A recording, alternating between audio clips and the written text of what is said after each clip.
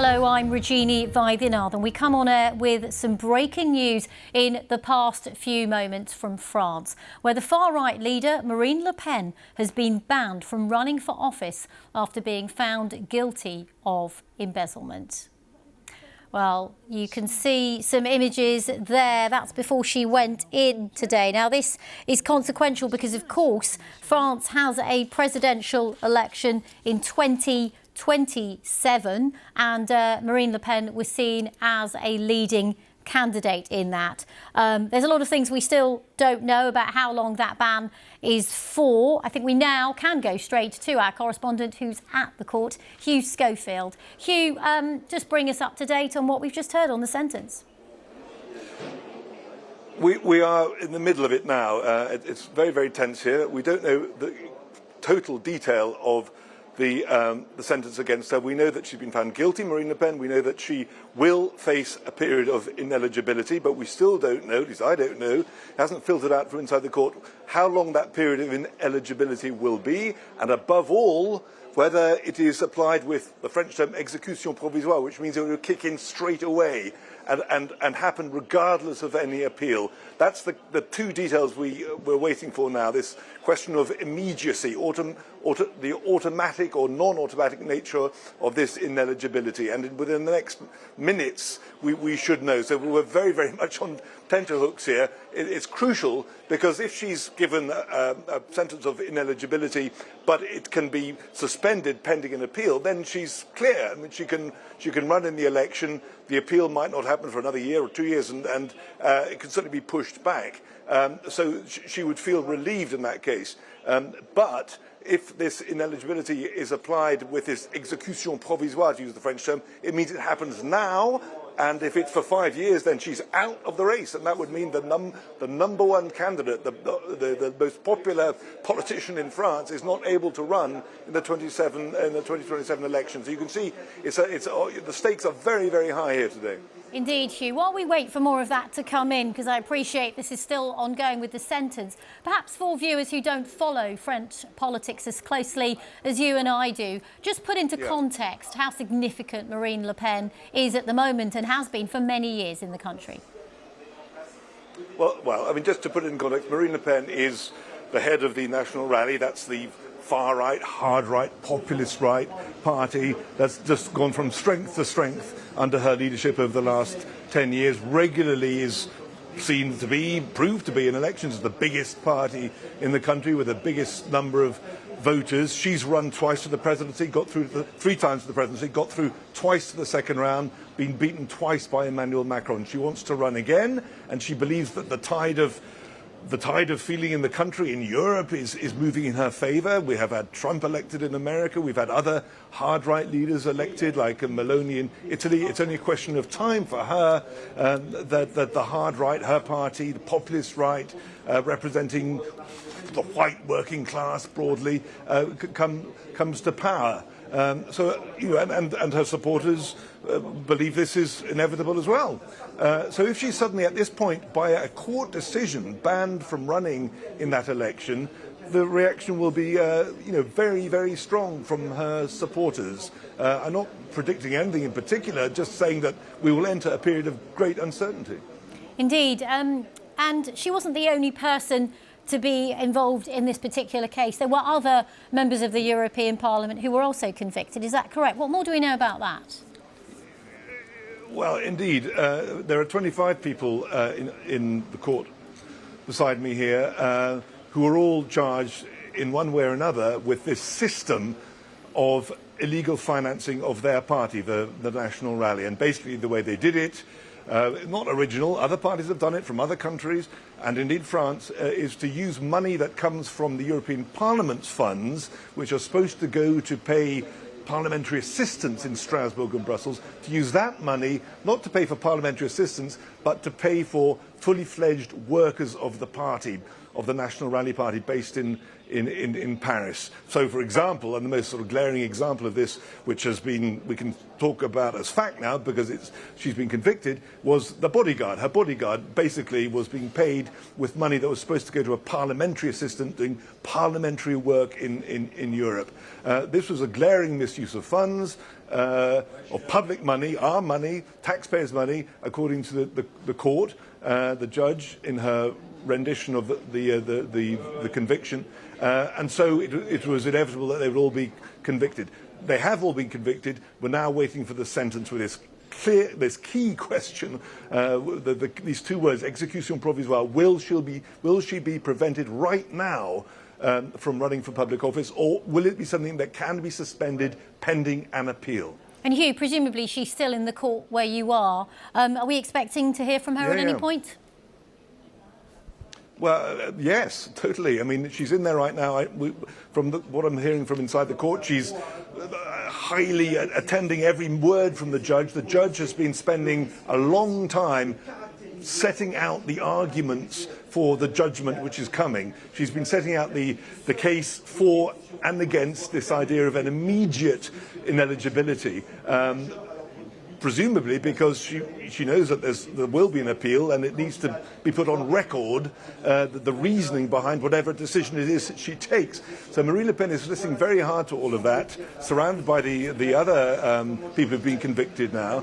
And when the result comes, when we know whether she's eligible or not to run in the next election, she'll emerge and we'll have that result. I need to say straight away that the National Rally, her party, claims to have a plan B in all of this. If she can't run, there is her number two, effective number two, Jordan Bardella, the young 29-year-old who is officially party president, who's made a huge made huge waves for the party in a positive sense, in the sense that he attracts an awful lot of young voters, regarded very favourably, seen among party supporters as a very good catch, a very good potential leader for the party. He would presumably step in her place. But I think a lot of people are wondering whether actually, if it came to Jordan Bardella running for the president instead of Marine Le Pen in 2027, whether he'd have quite the same appeal as Marine Le Pen, who is this historic leader from the family, who has a kind of relationship almost of affection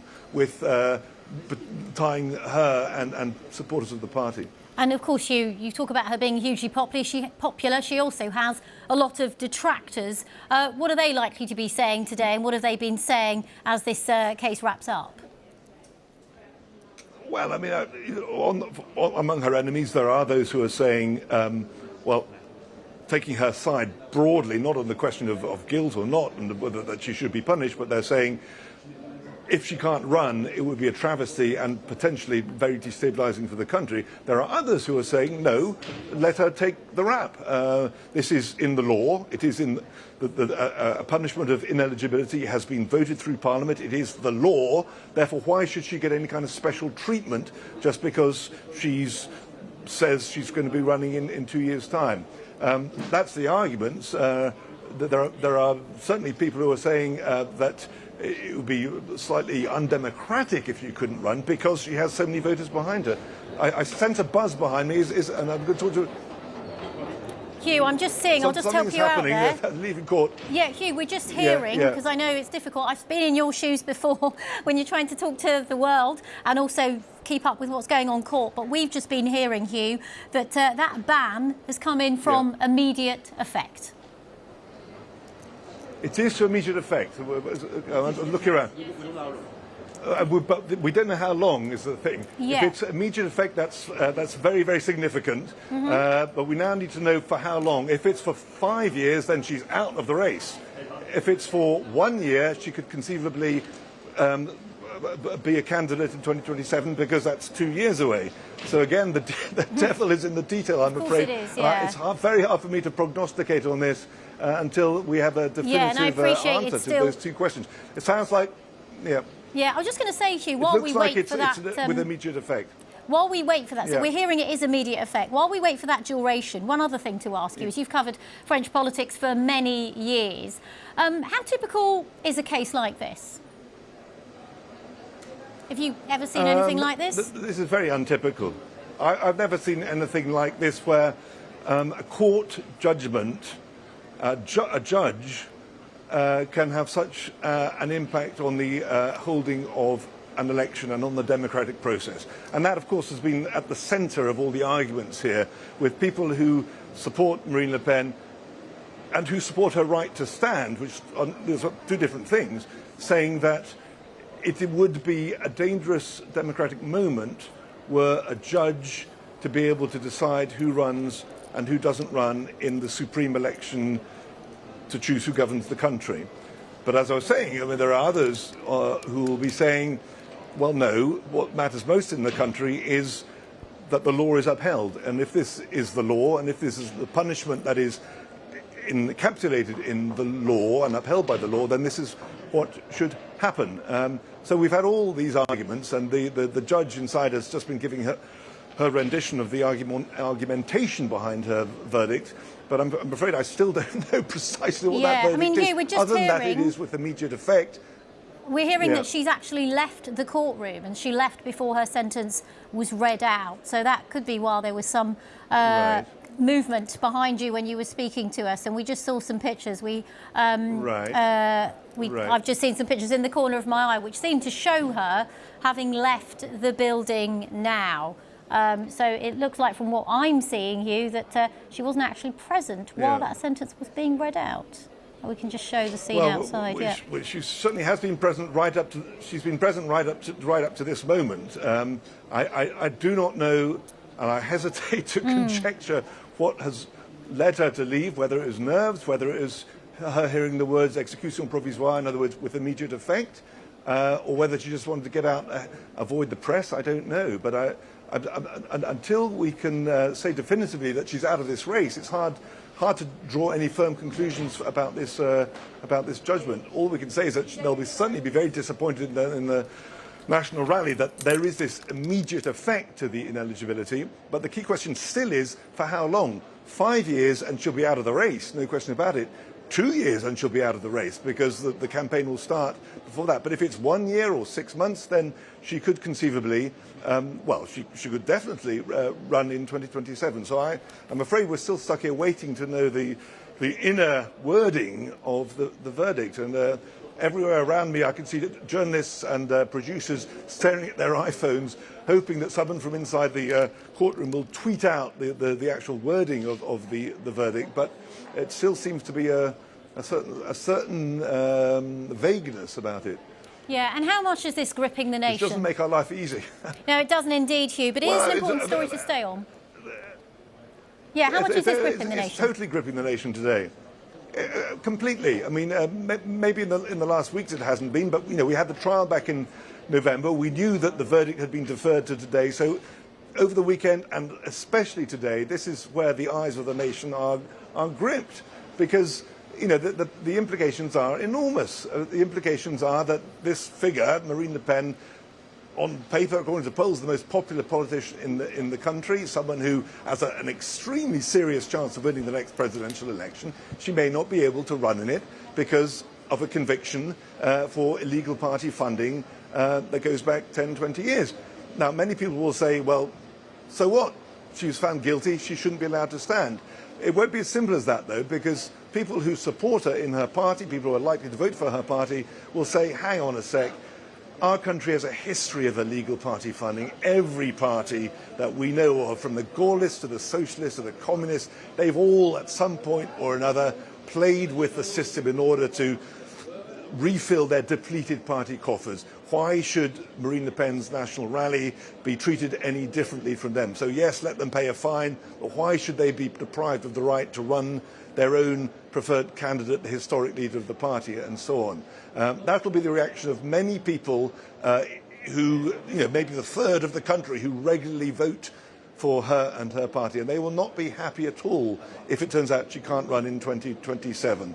So it's an extremely important moment in which everyone will be looking at today, and the fallout in the hours and days ahead will be very important. If she can't run, then we'll have to scrutinise what the party says. We'll have to scrutinise what her supporters across the country are saying. We'll have to scrutinise the survivability of the very weak government that there is now here in France under François Bayrou. Up till now, Marine Le Pen has held fire. She does have it in her capacity with her big bloc of parliamentarians to join with the left to bring down Bayrou's government. She hasn't done that. But if she's barred from running in 2027, she's not going to be in any kind of mood to hold out a hand of friendship to other politicians, certainly not those who are in government now. So, we could enter a very turbulent period in which the kind of hounds are unleashed by Marine Le Pen in Parliament, and they decide to collude with the left in bringing down this government of François Bayrou. We'll just have to see. Some people are talking about would there be protests and demonstrations if this happens, that she's barred from running. The party isn't really a party of street protests, so that not like the left. It's not really part of their tradition. So maybe not, but still, we're entering very turbulent times if she's barred from running in 2027. OK, thank you so much, Hugh, for taking us through what we know so far.